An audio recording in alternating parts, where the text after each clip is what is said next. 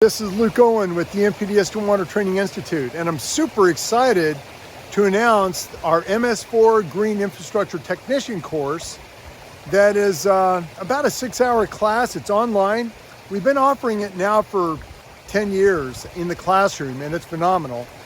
We have a gentleman named Robert Reed with Southface that is just an excellent trainer, comes with a wealth of experience in design, installation, and maintenance of green infrastructure devices. So with that, I wanted to announce the class and talk with you a little bit about what it offers.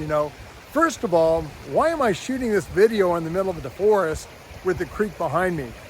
Well, that's exactly what we're trying to imitate in terms of how our water is treated. A forest floor is an incredible water treatment device. And not only that, but you can see behind me here, we have all these trees.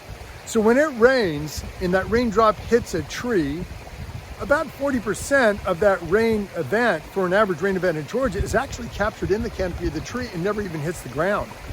So we're already cleaning up our stormwater by doing that. Not only that, but then when that raindrop does finally eventually, the remaining of it, once it eventually does hit the forest floor, it either evaporates or gravity actually slowly allows it to soak into what we have, this topsoil.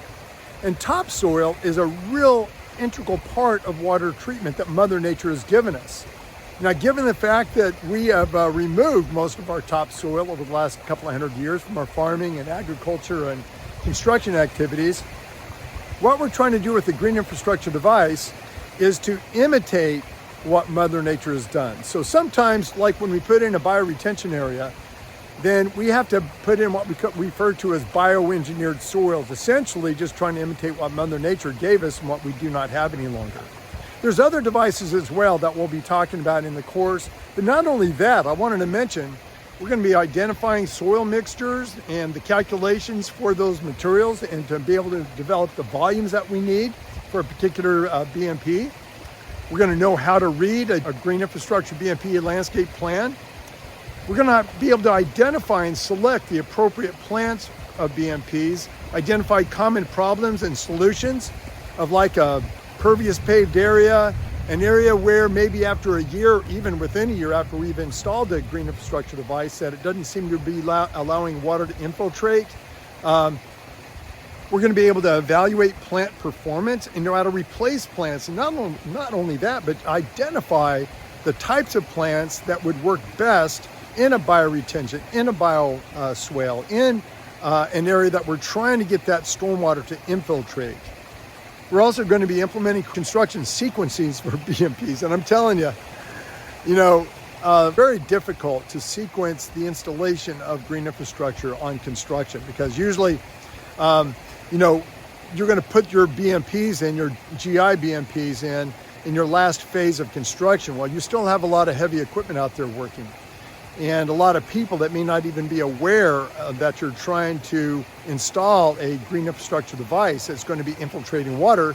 So, you might receive a rain event that then people track all over the road, which happens to be a pervious paved road, that then is going to cause that device, before it even has a chance to work after the job is over with, to not work.